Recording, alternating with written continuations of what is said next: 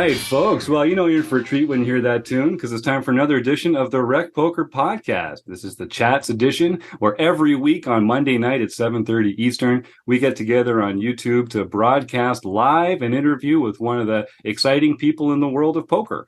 Tonight, we're going to be talking with Kevin Rabichow, but before we do, I got to thank our sponsors, the Running Aces Hotel, Racetrack, and Casino, and Mark Prashon over at Website Amp.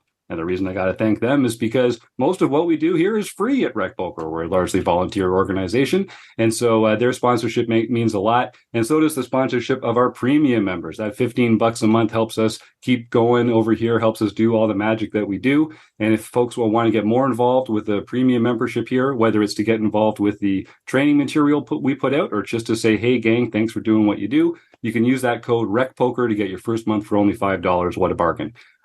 Speaking of bargains, I have the best job in the world. I get to hang out here every week and talk to my poker friends. My name is Jim Reid. I'm Bluffsterini in the home game and RecPoker Jim on Twitter. But I'm just the guy in front of the mic on Mondays. It takes a huge wrecking crew to get everything going over here. And if you want to find out more about me or the wrecking crew, you can go to rec.poker/crew, or you can just listen up because you're going to meet a few of them tonight right now.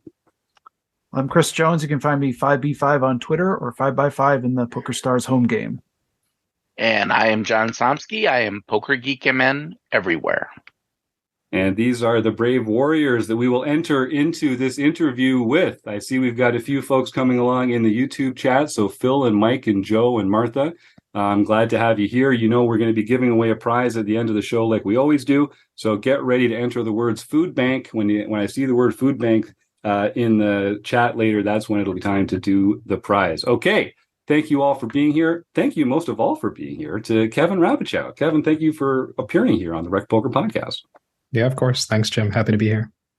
Now, I always start our interviews by kind of asking our guest to define their own role in the poker space. So you've obviously been a player for a long time. You played heads up for a long time. You've been a coach and an instructor.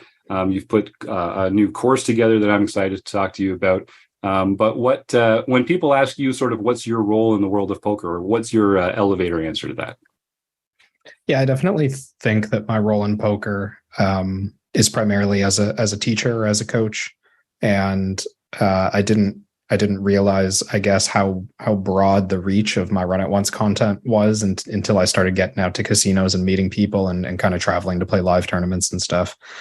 So I definitely think that just being like a person who plays high stakes, who's willing to share information, who's willing to teach the game, and who really cares about coaching, that seems to be my reputation, and I like having that place in poker. That's awesome. I love, we talk to a lot of people who kind of like sharing that love of the game, that knowledge of the game. And obviously here on the Recreational Poker Podcast, that's a big part of what we do. So we don't talk to as many of these kind of high roller players. I know the high stakes streets of heads up in particular. And that's where I wanted to start with you. I know if folks are watching on YouTube, or Kim Kilroy, who just joined the chat here, if they have any questions, feel free to just type them in. But I've got a couple I'll start with here for Kevin. So recreational players like me, we generally like to just kind of sit back and make hands. We like to not pay the blinds very often. So I think we kind of naturally steer ourselves towards like 9 max or full ring tables. Some of us are getting more comfortable with 6 max. But it's just a completely different game when you're playing heads up. So I guess my first question would be, what are some of the biggest challenges that especially less experienced players might find when they're moving towards a style where you actually have to play almost every hand that you're dealt? Yeah, absolutely. I think what you just described, like the natural tendencies that we might have from being used to playing a full table, when you try to push yourself into the heads up format, I think one of two things happens. One is you stick too closely to what you know. So you're someone who's generally been successful by making the best hand, by waiting to trap your opponents or whatever it is and winning big pots. And those players get run over in heads up. They lose 80% of hands. They slowly bleed away their stack, and they don't make that hand they're hoping to make as frequently as they're used to, because they're being dealt in every single hand, and every hand is so relevant, right? Well, they're paying the blinds every hand is the most important thing to point out there. So there's no free hands in heads up, right? So you really can't. So that style of player gets beat up in that way. They just lose all the small pots, and then they wait for that big cooler, and maybe they win half of them, but the other half they lose, and it wasn't worth the wait, right? Then there's the other player type who I think is kind of prepared for the battle that is one-on-one poker, and maybe overly emotional about trying to win hands, about trying to play tough.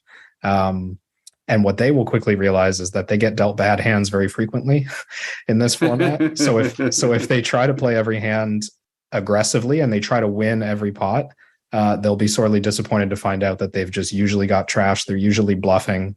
Perhaps they're making call downs with very weak pairs, and the opponent who's a little more patient will find it pretty easy to win, all the medium to big size pots off of this player who's just like, we call it like a try hard, you can't win every pot.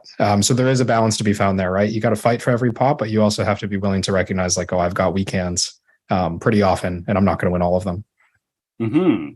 And that feels like that must be a difficult thing to kind of naturally calibrate towards, because it sounds like you're saying that some players, a lot of players, even kind of overcorrect that natural tendency and go the other way. So, what are some? So, do a lot of these calibrations just have to come into post flop analysis because you're playing such a wide range of hands? Is it really a post flop? Is post flop skill at even more of a premium then in heads up? Yeah, I would say. I mean, I always think pre-flop's very valuable. In full ring games, it's perhaps even more valuable than it is in heads up. What I find is that someone who's just kind of winging it is likely not to be making huge mistakes pre-flop. Like the average player who doesn't have much heads up experience comes in with the right basic idea, which is you play most of your hands, you play pretty aggressively. I don't typically see someone who's just way off pre-flop. Post-flop is a different story, right? There's a lot of miscalibrations that I'll find newer players making when they come to heads up. For example, just like these old school rules of thumb that say like never fold top pair heads up, which is, I mean, probably like 70% true, but it's just these types of it's not quite that simple, right? And on the flip side, being willing to like kind of fight for small pots and call with ace high and in little situations, right? Like calibrating that side, I think, is a lot more challenging, knowing what to do in the small to medium pots that are a lot more frequent. And how much of that is based on the opponent across from you, and how much of that just comes to being grounded in the general theory? I'm sure it depends a lot from opponent to opponent. Yeah, for sure. I think because heads up is a relatively simple game, like there's not a lot of constraints to what you're playing. I think getting a basic understanding of the theory for these situations is very worthwhile. It's not that time consuming to get familiar with like relative hand strengths in single raised pots versus 3-bet pots, for example, and that's not going to be nearly as time consuming as it would be if you were trying to like use solvers to learn all of full ring cash. So I would definitely say that it's the best place to start. That said, adjusting to your opponents is perhaps like the main skill that you take away from playing heads up. I would say that's the most, I don't know if it's the most necessary thing going into playing heads up to be able to hold your own. But I would say like in the other direction, if you play a lot of heads up, you will get very good at adapting to your opponents. That's a nice outcome of practicing heads up. Yeah, no, I had kind of just anecdotally assumed that most players started with six max or full ring and then kind of found heads up as an arena for them. But it sounds like you're saying that strategically you might even benefit from starting to learn with heads up and then moving into those other situations. Is that right? Yeah, I would say so. I mean, I might be biased. This just happened to be my path in the poker world. I played a lot of heads up when I was getting started, and it was the first game that I took very seriously. It was the first game that I like learned kind of all the ins and outs of. But I definitely see now, looking back, like all the benefits that I got from that, and certainly being a good exploitative player is like got to be one of the top 3 things that I've taken away from it. Yeah, well, it's like we say, be careful what you spend your time on, kids, because that's going to be what you get good at. And that's going to be what you end up spending a lot of your time on. So, you got to think about that too. All right, so that's really interesting. And we talk often about how it's kind of a difficult thing to practice in a meaningful way. When people are like practicing heads up with their buddies or something, there's really nothing on the line. But to have something on the line, that can get expensive for recreational players too. And people say, oh, well, I play in the blinds a lot. That's also going to have wide ranges, and that might prepare me for some of these spots. But obviously, when you're playing blind versus blind, the positional difference, the small blind is going to be out of position post flop, whereas when you're heads up, you're going to be in position post flop. So how important is that one distinction when you're thinking about training and practicing this way? That's a good question. I would say that it's not, at least for getting the benefits that I was sort of just alluding to, like the benefits of being comfortable out of position or being a good exploitative player or whatnot. I think you can get that from playing a lot of repetitions, blind versus blind or heads up, because the commonality is that you're forced to play almost every hand because you're both paying the blinds. Mm-hmm. So it doesn't strike me that it would be that much different to just train the actual format that you're going to be playing. If you're a ring game cash player or a tournament player who plays a lot of blind versus blind, training that spot maybe just more than you think you need to would be a good way, I think, to get the benefits of heads up play. Because like if you were never playing heads up format, just pure heads up format, then the positional difference would make a huge impact on like specific strategy, right? Like if you poured a lot of hours into heads up and then ended up trying to apply those same strategies to blind versus blind, they would just be wrong. So I wouldn't learn the specific strategies for one format planning to have it carry over to the other, right? But the general benefits, I think, carry over pretty nicely. That makes sense. I just want to reinforce to our audience something that you said a little earlier here. When you're playing full ring, every 9 hands, you have to make up a blind and a half to avoid losing that to the table in blinds. When you're playing 6 max, you've got every 6 hands, you got to make up that blind and a half. When you're heads up, that orbit is every 2 hands. So obviously there's only one person who's taking it away from you. But I think you said it really well that you're paying the blinds every hand. So you have to try and just wring as much EV out of those hands as possible, right? Am I getting close with that? Yeah, I mean, if you think about it, just in terms of like pre-flop math, if you're an overly tight player in a 9-handed game, that might only cost you like a fraction of a small blind or something, right? In terms of how much can be stolen from you over the course of 9 hands. But if you play too tight heads up, you're losing, a half of a big blind one hand, then a half of a small blind the next hand, then a half of a big blind. It's going to be an enormous loss rate from playing too tight pre-flop. So you really do have to. It's not optional to play loose and heads up. It's very much mandatory. There you go. I like that. And again, I'll encourage anyone in the YouTube chat to fire away if you've got any questions for Kevin. I had a whole bunch of these lined up, so I'm just going to keep on rolling. Great. So in that case, the opening ranges, of course, like we talk a lot about opening ranges for recreational players. That's a big place for us to start. And I think you can really improve your ROI by just having good, solid opening ranges. It's a great knock-on effect. You're not in trouble as much on later streets, that kind of thing. When you're, again, focusing straight on heads up, I imagine this is where limping the small blind sort of is obviously very a different. What am I trying to say? It's more valuable. It's blah blah blah. There's not as much wrong with it in this case when you're heads up than in other situations. What was that experience like for you when you were learning about that, and sort of like, what kind of general rules did you have to develop about, okay, well, these are the hands I'm going to limp with, and these are the hands I'm going to open with, and why? Yeah. So I guess like two things that come to mind, in some heads up formats, limping is relatively uncommon. So I would say that like in 100 big blind plus cash games, limping would actually be a good strategy. It's often computer recommended. But it's very uncommon to see human players using a limp strategy in like the 2 blind, 100 big blind plus format, just because it doesn't it's not that expensive to just disregard it entirely and just play a raise only strategy. But I found now that I'm playing more tournament format and more ante format, limping is exceptionally useful if you're playing either with an ante or if you're playing shallow stacked. So if you're playing, let's say, like, 30 big blinds, 20 big blinds, whatever. Right. Very, very important. Even without an ante, when you're shallow, very important to be limping.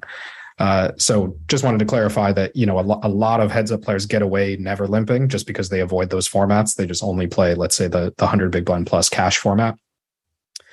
But now that I've gotten used to limping, what I kind of learned is something, I guess, a little counterintuitive, is that the very worst hands you have, so let's say just like the bottom 20% of hands, pretty much just always want to limp and always want to fold when they get raised. And that's just fine. Like it feels like kind of dirty to play this very face up seeming strategy of like, oh, I'm just going to limp my weak hands because I want to see a cheap flop, which is literally what you're doing. And that's like computer backed. And there's, of course, ways to protect this strategy by limping some stronger hands. But I think that as a starting point, it's important to understand why limping is valuable. It's valuable so that you can play your weak hands. And in heads up, that means the absolute worst hands in poker, like the bottom 20% of hands or so. If you never limped, you would have to fold these hands. So it's important to recognize the value of limping.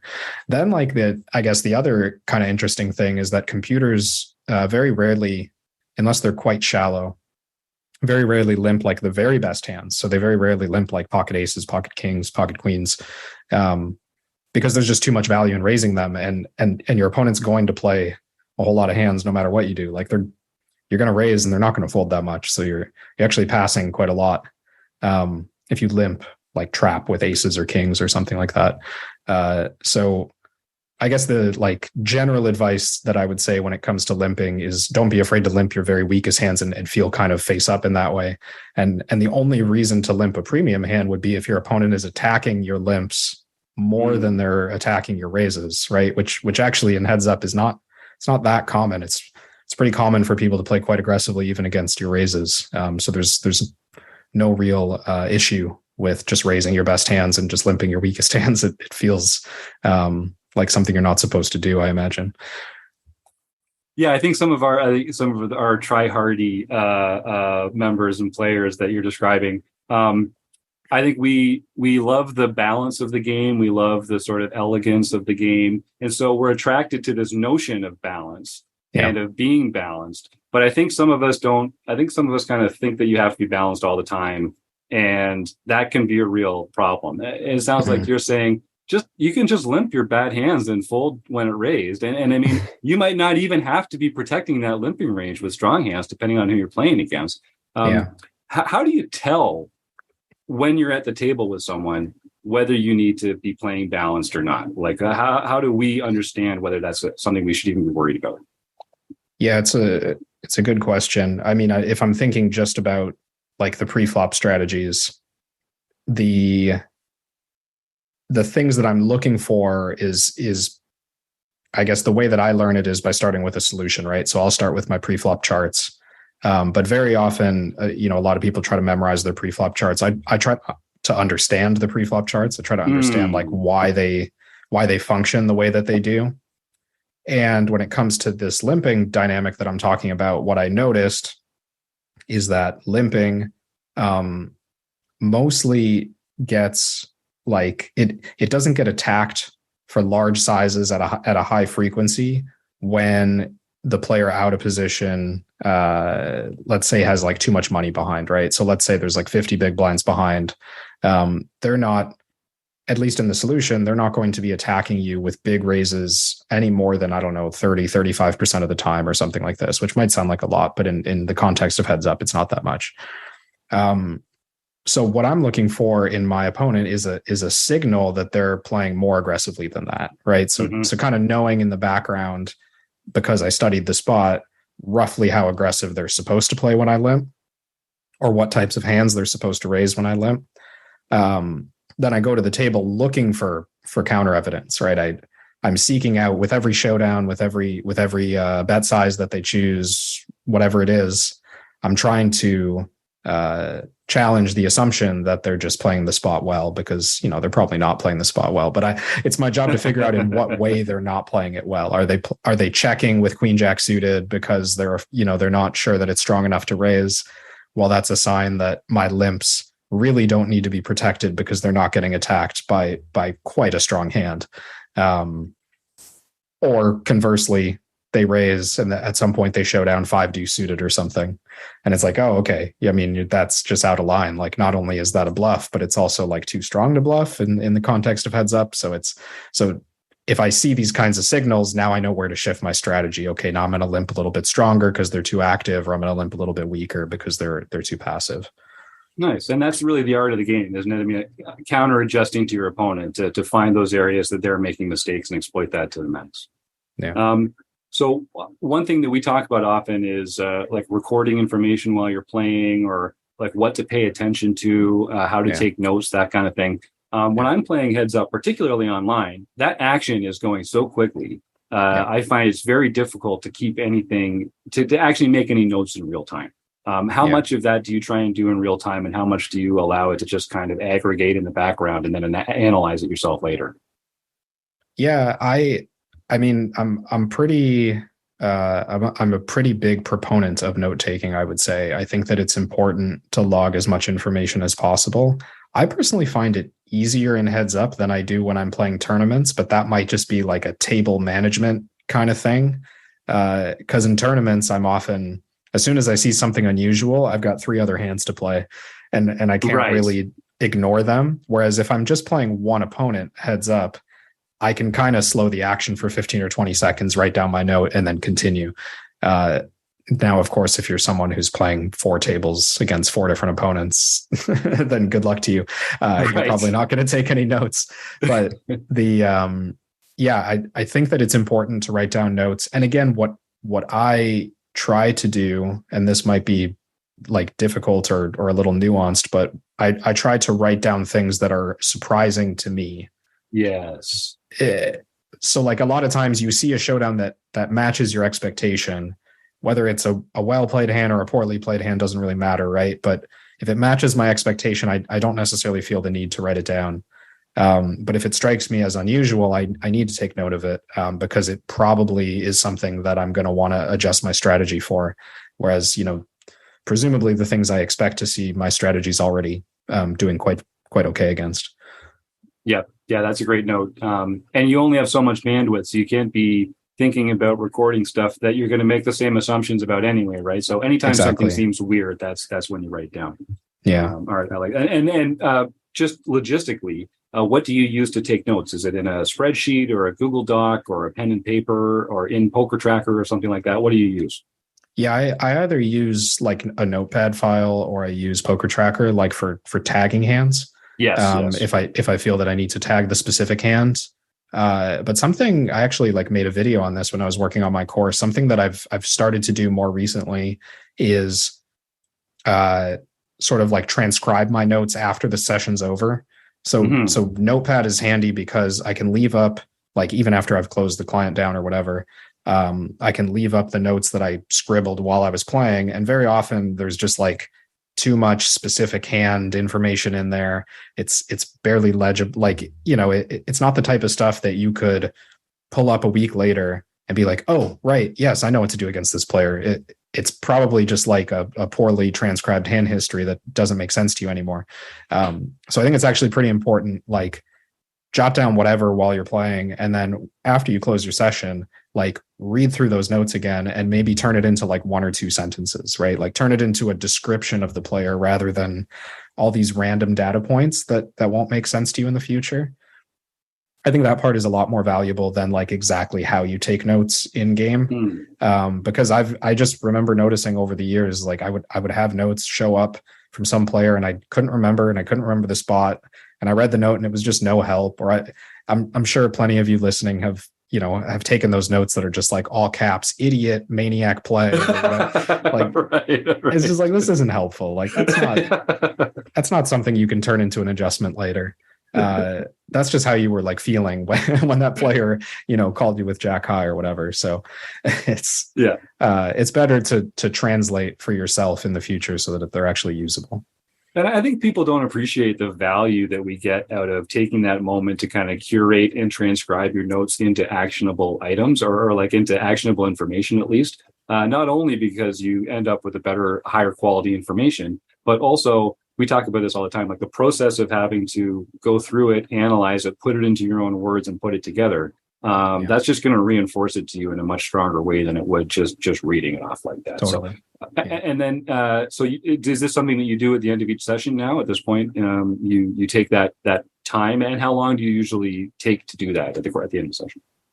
Yeah, so I guess like current day, this mostly happens to me at the casino. I've been playing mostly live tournaments, so that would look like me using like my note, my sticky note like app to write down all the interesting hands that I've had, or cataloging in like sort of have like calling it a database makes it sound more sophisticated than it is, but just like, player notes that have someone's name who I see regularly. And if I take these notes to myself on the phone, it'll just more be like at the end of the trip, like when I'm on my flight home or when I get back home, I'll take those off my phone and I'll put them into like the main file that exists on my computer. And that way I just have like, let's say 3 months later, I make a final table with some player who I played with back in Florida, and I don't really remember that much. I like open up my file and I search their name, and lo and behold, I have a few pieces of information on them. So that's the main benefit of that. It's just, it's not happening every day because of the format. But I would probably do it like when I played the Legend Showdown, which was a heads up tournament on Run It Once Poker a couple of years ago. I was playing back-to-back days against the same opponent in some cases. So I did have to just right after the session, take those notes, write it into a plan for tomorrow, go to sleep, wake up, reread my notes, and then play the next session. Yeah, actually, I've been playing a little more live. I started online. Well, I didn't start online. I've played mostly online. And one thing that I found was really helpful was using Trello to make notes on players, because you can move the cards up and down depending on who's at your table that time. Because that's one of the functionalities of it that's really nice. But just having the information there available to data mine it later, that's a big one. Right. So you were talking a bit about your course. I know at the end of the show, Chris is going to have a question about 3-betting. The theme of the month this month at RecPoker is 3-betting. But I want to talk about, just as you mentioned earlier, kind of your approach to teaching, working with Run It Once, putting this course together. Can you tell me a little bit about sort of what the course is meant to do, and then how you decided to put it together the way you did? Because it's a really interesting way of doing it. Yeah, totally. So pretty much what happened was over the last couple of years, I devoted a lot more of my attention to one-on-one coaching. And when I say devoted my attention, like I've been doing coaching on and off for probably 10 years, but the amount of hours that I put into it was really high. So I was starting to find like efficiencies, and I was starting to find patterns in what my students were needing, right? So I think previously I wasn't able to do this because my students were too spread out. They weren't coming to me like, I don't know, I would maybe coach someone like 1 month, and then 3 months later I would coach someone else. And I wasn't able to get into a system of any kind. So coaching 3 or 4 days a week, I was starting to like find a bit of a pattern, or find a system that was working for almost every student who came my way, regardless of what format they were playing. So I was working with tournament players, heads up players, cash game players, live and online. They all kind of needed some sort of method to evaluate where they're starting at, and they all needed a lot of help with their study routine or their study methods. So that eventually just kind of, I don't want to say it hit me as like the format for the course. It was more an iterative process with the Run It Once team, where I was like, should we do a heads up course? And they were like, I don't know if anyone plays heads up anymore. And then we kind of workshopped the idea until we realized that my strength was more in this like coaching procedure than it was in, specifically heads up strategy. So the course kind of combines these two things. It guides the user through an evaluation. It shows them how to create like a solid study plan.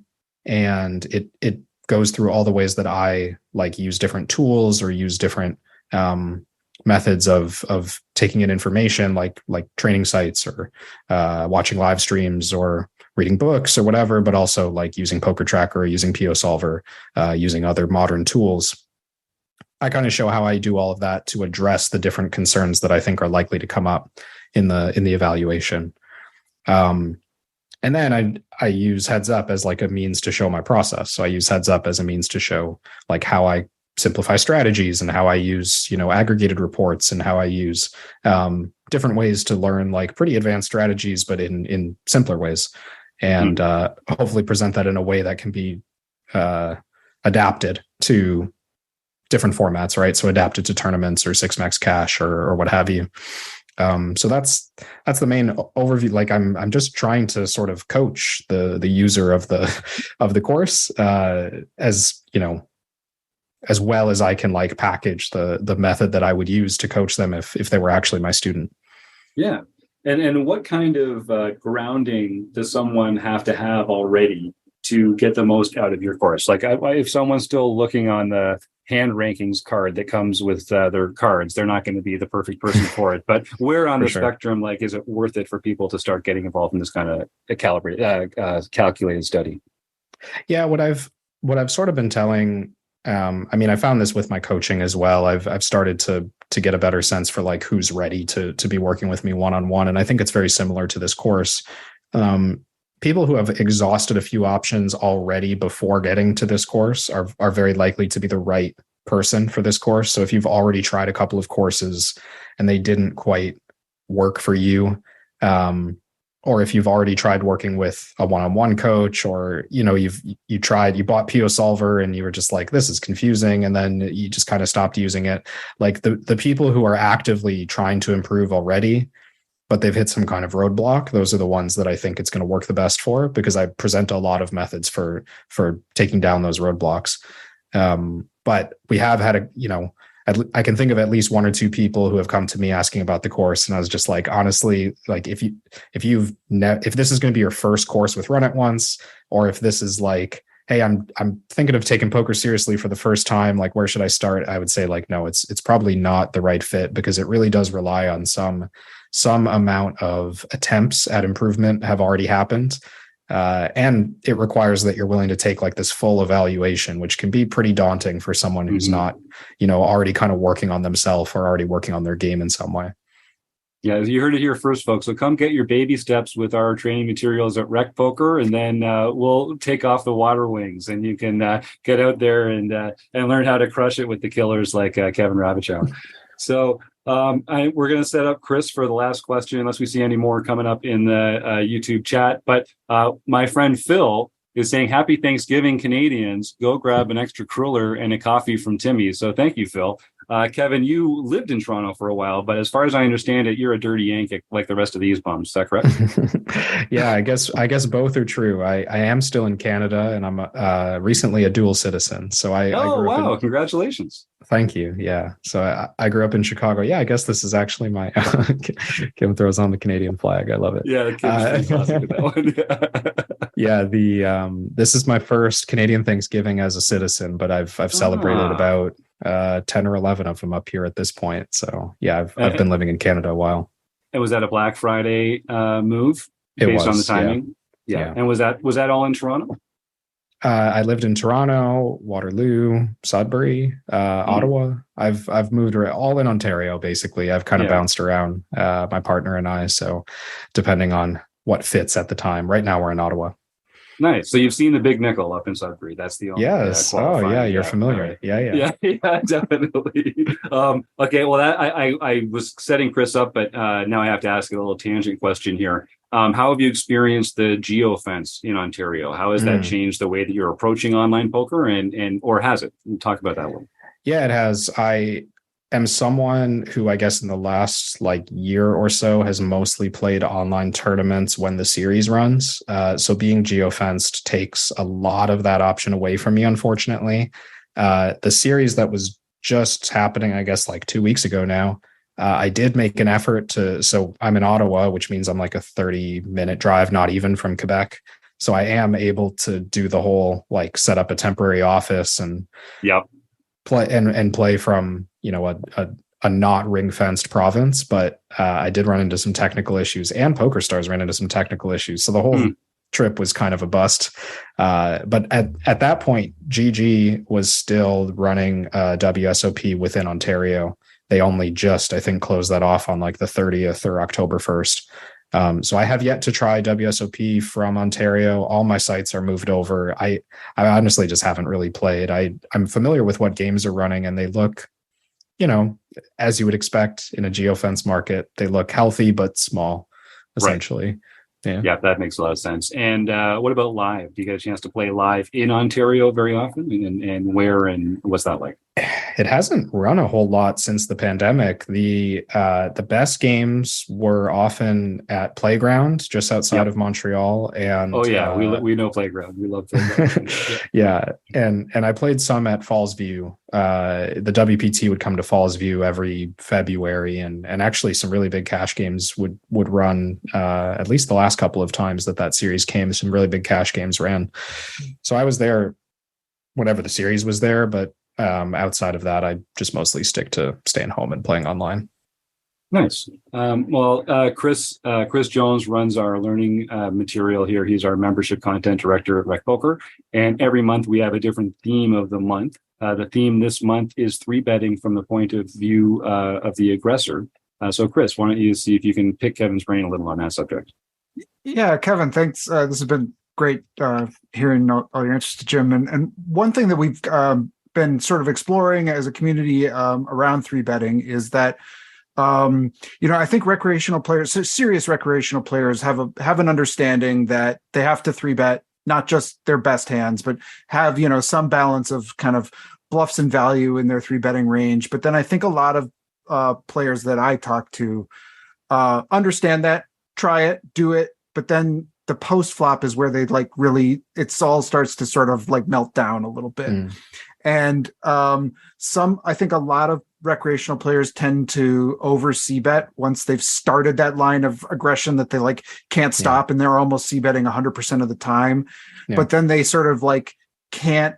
They also struggle to sort of continue that in later streets. So I'm wondering if you can, and I think later streets become really underbluffed by recreational players. So on the c-betting, on the flop, they're probably over bluffing, and on the later streets, they're kind of under bluffing. I'm wondering if you can just talk in general about some initial sort of thoughts you might have about approach to post flop as the 3-bet aggressor.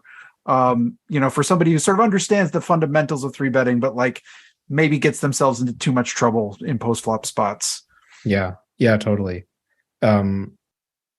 It's something that I've had to work on with a lot of my students, specifically because depending on the format that they're playing, they might be using a more polarized 3-betting range, or they might be using a more linear 3-betting range. For a while, I worked with online 6-max players. Almost all of my students for a while were online 6-max players, and most of them just have a very linear 3-betting strategy because that's it's simple and it's very close to the solution. So they probably didn't have the exact same problem that you're describing. Whereas a lot of the heads up players that I work with, or the tournament players who play shallow stacked, would be working with these 3-bet bluffs more frequently, and they definitely run into the same issues you're describing. One thing that comes to mind is just thinking about that structure, at least in the way I just described it, whether you're polar or linear, and letting that carry over to your flop play to some extent. Because I find that in a lot of situations, if you were linear pre-flop, so the way I think about linear is lots of high cards, lots of pairs, then when the board comes, it should be pretty obvious to you whether it's a good board for you or a bad board for you. If there's lots of high cards on the board, it's good for you. If there's lots of low cards on the board, it's probably average at best, very likely to be bad for you.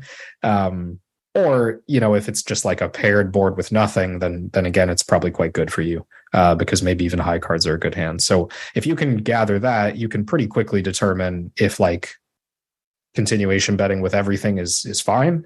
Oftentimes it is. And oftentimes we can just, bet and then move on to the turn and kind of start dissecting our range from the turn. But going back to the idea of if you have 3-bet bluffs pre-flop, I think it's pretty important to take that polar mentality to the flop very often.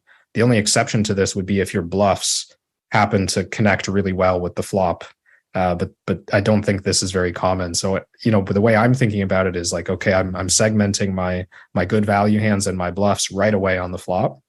And that helps me figure out across future streets, any of these bluffs are viable to continue bluffing, right? We don't need to fear continuing to bluff just because it's not a good hand, like not a good equity hand or not a draw or whatever. That's fine. You've bluffed pre-flop. You've got a good, you have a good board. It's quite possible you just have to keep bluffing regardless of, if your hand has equity or not. And I think that's what holds people up a lot. I mean, I'm not sure if this has been your experience, but I know if someone's 3-betting pre-flop with like the ace-4 offsuit and it comes king jack 6, like they're just so hesitant to find a way to bluff this hand, even though it's probably a really good spot on turns and rivers to keep bluffing this hand. I love that. This has been a phenomenal interview. I feel like we got some coaching, which is my favorite interviews end up being coaching sessions, which I'll just selfishly jump in there and soak up all that I can. If folks want to take the course, what's the best way for them to find a link to it? We'll put a link in the show notes, of course, but is it just Run It Once, the homepage there, or is there a back door, or what's the super secret entrance in? Yeah, Run It Once should guide you there pretty easily. The sale is closing later today, so they might not be pushing it on the homepage quite as much, but you will find it in the courses section. It's called the Game Plan, and yeah, just on Run It Once's website is the best place to find it. Fantastic. And yeah, if you're listening to this live, it's not too late. You can go get a discount on it by checking it out tonight, the night of the recording. Have you heard from Matt Matros's lawyers about the titling of the course? Has that come up? Have you received any registered mail? I have not yet, and maybe that's something I need to look into myself, because this is my first time hearing about it. Oh no, really? Matt's got Matt Matros. He's got a book out there called The Game Plan, which is sort of helping less experienced players find some simple rules to follow, and I just thought it was too good to bring it up. That must be why. That makes sense that I remember doing a bunch of Google searching when we were workshopping the names, trying to make sure that we didn't interfere with searches, right, at the very least. But obviously copyright, we don't want to. Right. Yeah, that makes sense that we wouldn't have come across a book. That's an oversight on our part. There you go. Well, I'll just mute this whole section of the interview. No one has to know. This is just between us. All right. Well, thank you, Kevin. If folks want to get more in touch with you, what's your preferred method of communication? Social media, email, smoke signals? What's the best way? Yeah, probably best is email or through my website. My full name.com is where my private coaching happens. KevinRabichow.com. There's an email link that you can easily find on there, or contact page or whatever. But I am on Twitter and Instagram. It's my first initial and last name, K Rabichow, on Twitter and Instagram. Fantastic. And we'll put all those links in the show notes. So if you're listening to the audio version of this, just click over to the show notes. So you can find all those links to get in touch with Kevin and take advantage of this fantastic, amazing poker mind. Well, that was a treat. Kevin, thank you again. I hope we get to have you on. We also do the forums edition of the podcast from time to time. So I might try and bend your ear down the road a little bit, see if we can talk some even more strategy about some of the stuff when the right time comes around. Yeah, that'd be great. Anytime. This was a lot of fun. I appreciate you having me on. Cheers, Kevin. Well, we're going to roll on, talk about some home game results and some new schedule tweaks and some other fun stuff coming up here. So we'll say goodbye to you tonight. But thank you again for that. That was a treat. Thanks. Take care. All right. So we've been looking forward to that one. I've heard Kevin, actually, he was on the Thinking Poker podcast recently, which I don't mind saying is my favorite poker podcast. And so he talks a lot about different solvers, his approach to learning, using templates to kind of get this economy of scale that he's talking about earlier in the episode there. So I'd encourage everyone to go listen to the Thinking Poker podcast. It should have come out, I think, a week or two before this one. They'll get some great information about all that kind of stuff. All right, well, let's roll into home game land. We've tweaked the schedule a little bit. We're doing our Tuesday night online play and hang again, which means that we've moved the Fun Country OPA, the online play and hang, to Thursdays. So it goes on Thursdays now at 10 p.m. Eastern, 9 p.m. Central. It's a shorter game because it's a 9-handed sit and go, and it's free to play for premium members, and the winner gets $25. So there have been a few seats available too in this one. So if it's Thursday and you don't have any plans and you want to turn nothing into $25, then head on over to rec.poker, join the OPA group, and you'll find a link to join there. The winner this week was Dave Evil Roy Westerveld. And Dave and Eric Jin have been kind of cutting it up lately. One of them, you got to go through Dave or Eric if you're going to win the Fun Country OPA. So congratulations to Dave. And John, why don't we roll into our Poker Stars home game club results? All right. Well, we have 2 weeks worth of home game results because for a little while, Poker Stars was being a little finicky and wasn't giving me the results. It's rude. But do they know how hard you work? Do they know? Well, I hacked into their system and downloaded all of the files. And no, I did not. Just to let everyone know, I did no hacking. God mode. He's playing God mode, everyone. This explains so much. Okay, so on September 26th, Magra 44 got his 6th nightly event for the year. Darn. Bruce K54 got his 3rd nightly event for the year. Glassjaw 2222, Dave Schoon got his 3rd nightly. Uncle Tom's Cabin got his 4th nightly. Uncle Hoots, Brett Barhoover, got his 1st nightly for the year. Back to big deal. Uncles. Yep. Different uncles, but back-to-back. No, sir. That's a very avuncular part of the week there, I'd say. Exactly. A big deal, 1992, Brent DeHaven got his 4th nightly victory for the year. J.S. Edom. We got him, guys. We got him. Yeah. All right. Thank you, I love Jeff. this. This is my favorite player, whoever this is. We need new players like this. Well, he's an old player, and I can't remember what we decided to do. His name is Jeff S., so maybe his last name is Sedum. So maybe it's Jeff Sedum, but his initials are Jeff S. Anyway, 7th nightly victory, so not a new player. Okay, not a new player, but but he's still bringing the hook. He's still bringing the heat. Yeah, that may have been more to do with my ineptitude than his particularly hard to pronounce name. John, your ineptitude is your answer for everything around here. We all know it's not true. We know my ineptitude is boundless. Bone Crusher 14, Marcel Dusk got the 2nd mixed victory for the year. Good for him. Then Pet Vet 33 got her 2nd international victory for the year. Let's just skip all the pet vets that are coming up. There's like 10 of them in a row. This was a big week, wasn't it? Holy cow. I mean, if we do that, then we may as well stop announcing things. That's like half the announcement. Just pet vet week at RecPoker. And I want you to know there was at least one where she got a 2nd place instead of a 1st. So it could be even worse. Roz Quarto got her 3rd international victory for the year. And then Pet Vet 33 won the daily LPP event, her 2nd of the year. So she, of course, can contact Jim at rec.poker for a free month at Learn Pro Poker. Oh, yeah. And now I have a little confession to make. Uh-oh. As we're coming into the next week's stuff, I made an executive decision that Kim really wanted to let everyone know that she was Kim Kilroy. So I went in on her behalf and made her name public. Now, if that was in error, I am more than willing to change it back, but I'm assuming that you didn't want your name to be private on these things. So just letting you know. There you go. Anyway, for the No Limit Hold'em Championship Silver Series, we have Pet Pet 33, Kim Kilroy. Won the got her for audio listeners. This is why Pet Pet has covered her face up. This is why you have to come to watch the video versions of these. This is amazing. Yeah, nicely done, Kim. So sorry, John. We didn't mean to interrupt you there. You said Kim was in the middle of winning something else. Is that right? Yeah, the No Limit Hold'em Championship Series. Oh my! Oh wow! The Wednesday night. The Wednesday night. Oh, is nothing sacred. Kim's just going to come in and trash us all at everything. I know. Amazing. What is going on? She offers coaching, folks. She offers coaching. I'm just saying. True. Kim Kilroy, come get a piece of Pet Pet. And then Frogman Rick got his 4th night victory for the year. There you go, Rick.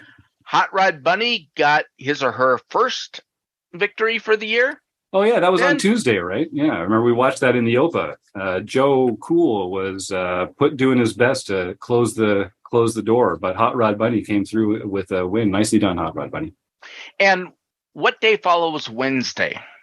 In Canada, it's Thursday. I don't know how you guys do Okay, things down in there. Thursday. Well, then on October 6th, which also follows Wednesday, October 5th, Pet Vet 33, Kim Kilroy, Oh boy.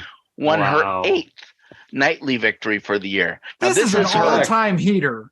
Back to back. 33rd victory all time. Wow. But like- Then on the 7th, not to take anything away from the winner of this event, but on the 7th, she got second place. But Wow. enough about that, because I want to make sure that Chelada, Ben, Oh, Ben, got his nice. second nightly victory from the year and deserves all the kudos there. Well, he had to beat Kim heads up, so he's Mhm. obviously some kind of wizard master already, and I know that about Ben already. We've chatted before. So congratulations, Ben. Nice way to go.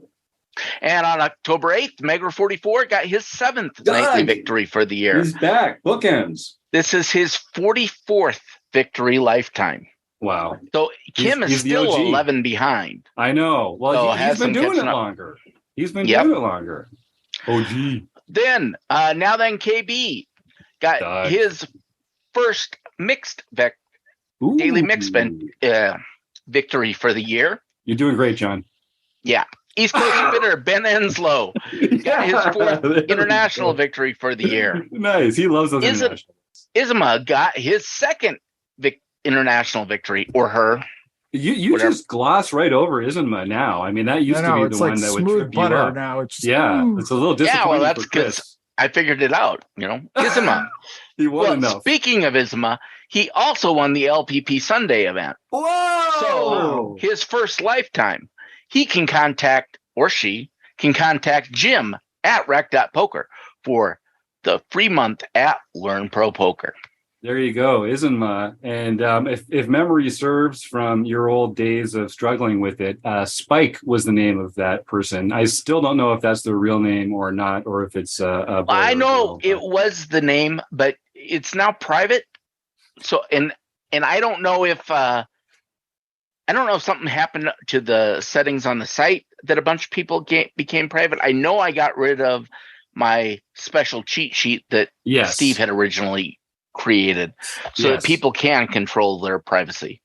So if you're like Isma and you win one of these and you want us to shout you out using your real name, you just got to go to the profile field and make sure that you've got your information public there, your first and last name. And John's even put a little FAQ on the home game page showing people how to do it with some screenshots and that. So if you go to rec.poker/home game, you can find everything you need to know to make yourself famous in the rec poker world with John Somsky.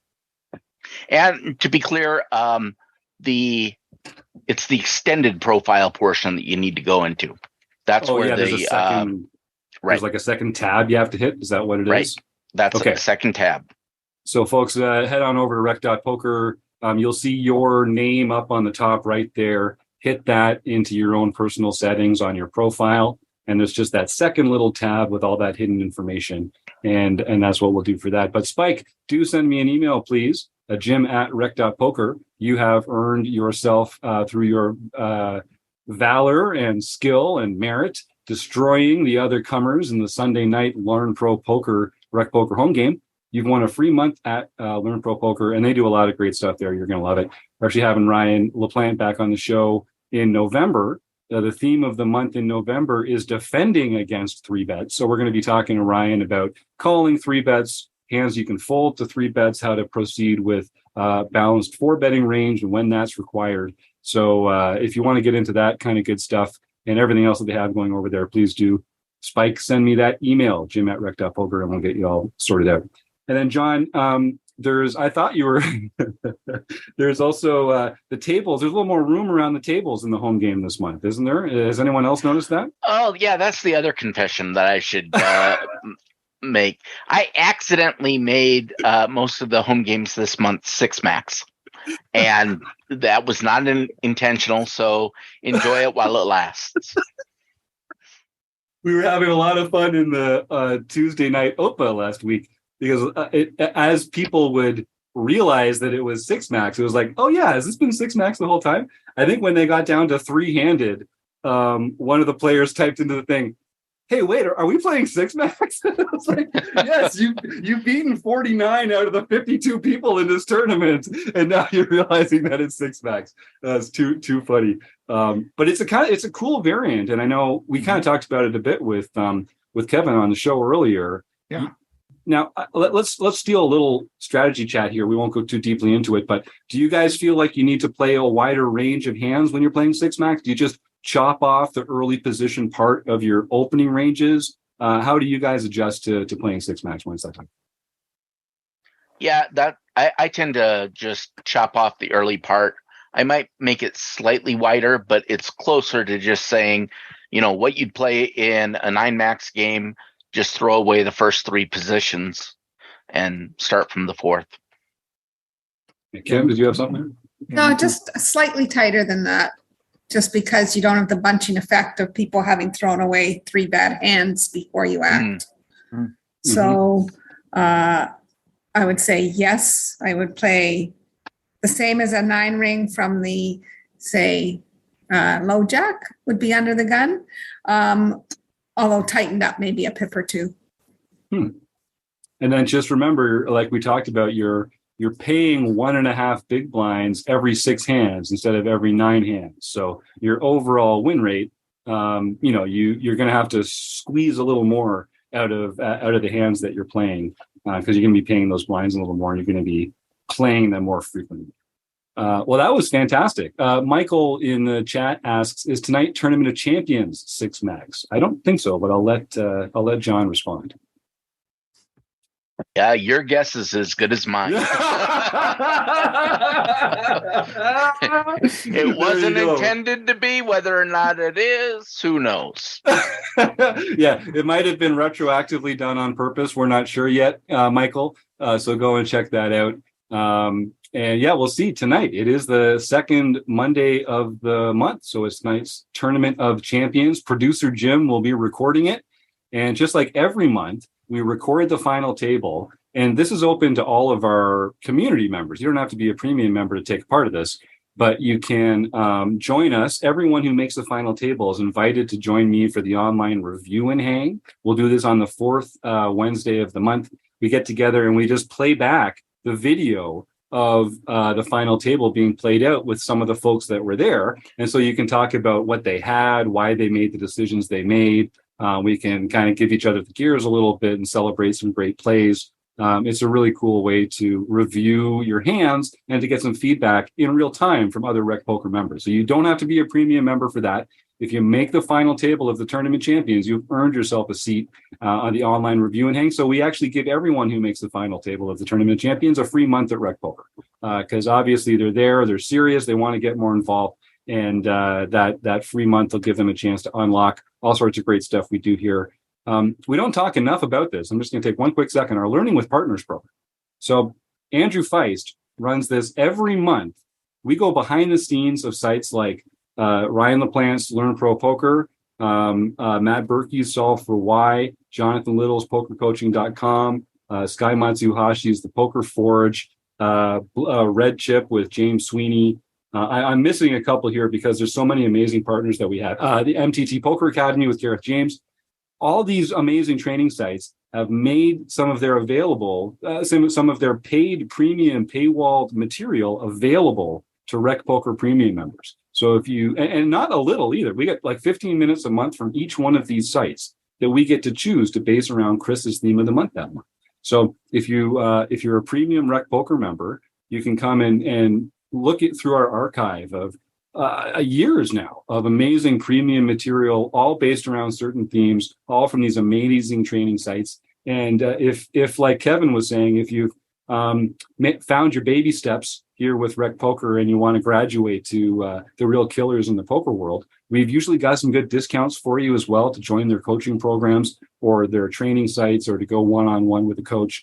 So I would encourage people, we don't talk about it enough, but I don't know any other training site in the world that has this kind of relationship with other poker training sites. And it's really valuable. The members that do take advantage of it get a lot out of it. So do come on over to RecPoker, give that premium membership a try for $5 for your first month, and help us keep the lights on and become a better poker player yourself.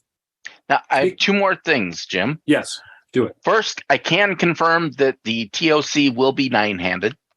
All right. And second, I just noticed that Kim said she was already a lifetime member to Learn Pro Poker. Doesn't surprise me. Smart person. I am just wondering if we would want to offer that as the food pantry plan for tonight instead of a membership to us. That's a great idea, John. That's a great idea. Okay. So, folks, I see we've got a few people watching around here. It is that time. You want to be quick with this one. I typed those words food bank into the chat real quick. And the winner of the draw, it's not a draw. We roll a nerdy die. But you're going to get a free month at Learn Pro Poker. And that is a very valuable thing that you will enjoy. So while people are putting that together, I'll just say we're doing some schedule tweaks over the next little while. You'll see in October and in November, we're changing the time of some events. We're changing the day of some events. We've gotten some feedback from some members that it's hard for them to make certain ones. And we're going to be releasing a few more videos as well to our premium members, which I'm excited about. So there's going to be a lot of new stuff coming up. That's why I wanted to just remind our premium members, we've got this amazing website. We change things on it from time to time. We recently did a pretty big reorg that Chris was very involved with this summer.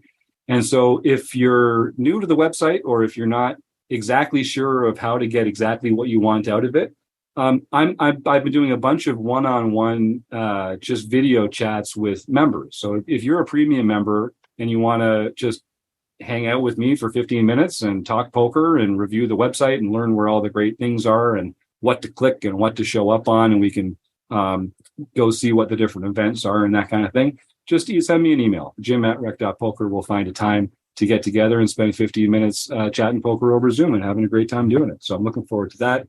And really, don't be a stranger. It's one of the most fun things that I can do in a day is take 15 or 20 minutes and talk to premium members about poker. Because I don't know if I mentioned it at the top of the show, I have the best job in the world. All right. So we got a few people typing in to the food bank here. I have one thought before we get to the dice roll. Yes. It struck me that when John didn't know what format the game was for the Tournament of Champions, that he may have accidentally invented like the next great thing in poker. You know, like everyone's crazy about mystery bounty format. What if there was a mystery format tournament where you showed up and like they spun the wheel and it was like, okay, now you're playing, PLO, or I think that would be pretty cool. Yeah, Schrodinger's format, right? I like that idea. Similar to kind of a mixed game. Yeah, but it's like it doesn't mix, right? You just show up, you pay your money, you don't know what it is until you sit down and they're like, okay, we're playing stud. I assume there'd be no late registration then. Yeah, because otherwise that'd be kind of against the point. Yeah, no late reg. Interesting. All right. Well, here we're going to, Kim was talking about bunching earlier, having to do with card removal. We're going to do some bunching here as well. So we're going to start with Michael. I'm going to roll the die here, my nerdy D&D die. Let's see who the winner of a free month at Learn Pro Poker is. It's Michael. Of course it's Michael. I didn't roll a 1, but I rolled in the 1. I rolled in the first bunch. So there you go. But it wasn't a 1. That's something. The mechanics of the loaded dice seem to be, at least equalizing over time. So we got something to say for that. So Michael, you know my email address. We chat all the time. I actually sent you an email just this morning or yesterday. Small world. So please send me an email, jim@rec.poker, and I'll set you up with your free month at Learn Pro Poker. You are going to love it. Okay, speaking of loving it, I got nowhere to go with that. Does anyone else want to add anything? Kim, you're doing a hand history review later this month, but we're going to nail down the date because with your busy, exciting poker travel life, I don't know if you've seen Kim's calendar, but you can click on basically any day in her calendar, and there's like 5 different poker tours that day, and she just has to choose which one she's going to travel to and go dominate the live poker streets. really want to be Kim Kilroy. I really want Kim's life. She sounds like she's got this all figured out. So yeah, pay attention. Go to the Rec.Poker homepage. If you just scroll down a little bit, there's a calendar right there. It shows everything that's happening this week, and it's a great way to stay current. So I think we'll probably be doing it the 18th. Sorry. The 18th? Okay. Yeah. Yep. Yeah. That's the third Tuesday this month. So I like how you guys just gave my Learn Pro Poker Month away. What if I was gifting that to someone? Oh, that's true. Yeah. Well, then don't put it in the chat that you're already a lifetime member. You had time to speak up. Of course, it would have been kind of hard. We're going to give away this to the members. No, you're not. No, you're not. But if you really want, I will pay for someone to have a free month at Learn Pro Poker, the person of your choice. I'll just have to try and win another Sunday night. Yeah, try. I mean, come on. All you do is win these things now. Yeah, no kidding. I also want to say that the rumor that's going around is definitely not true. We will not be tripling the number of home games that we play each month. I mean, let's keep the door open, John. You never know what might happen. People just clamoring for this home games. We're starting turning people away at the door. Isn't that right? Do we have a solution yet for our 500 cap? Do we know what's happening there when the time comes? No, we don't. But actually, right now we have a fair amount of room. We're at like 384. Oh, good. Because okay. There were a bunch of people who, after we decided you had to be a member of RecPoker, never did that. So I've kicked them all out, which gave us some breathing room. Excellent. So there's still room in there, folks, to sign up. We play 10 home games a week. They're phenomenal. They're the toughest play money home game in town. As far as I'm concerned, people take it really seriously. It's part of our learning program here. We take a lot of hands from the home games and talk about them on the show or in the forums or that kind of thing. So do go and check that out and join up. It's a lot of fun. Well, then I want to thank, Martha and Joseph and Michael, who were chatting away, and Phil. And I know I'm going to miss a couple people, but everyone who was typing in the YouTube chat, thank you so much. Your contributions and engagement there helps make our job more fun and even easier. So I love that. And of course, I have to thank Kim and John and Chris, without whom I couldn't host the show, because it would just be me talking for an hour. Nobody wants that. Of course, Kevin Rabichow, who did a great job. I can't wait to have him back on the forums episode. And our sponsors like Mark Brashan at Website Amp and the Running Aces Hotel, Racetrack, and Casino. But mostly it's you, the listeners. Thank you so much, listeners. We'll see you next week.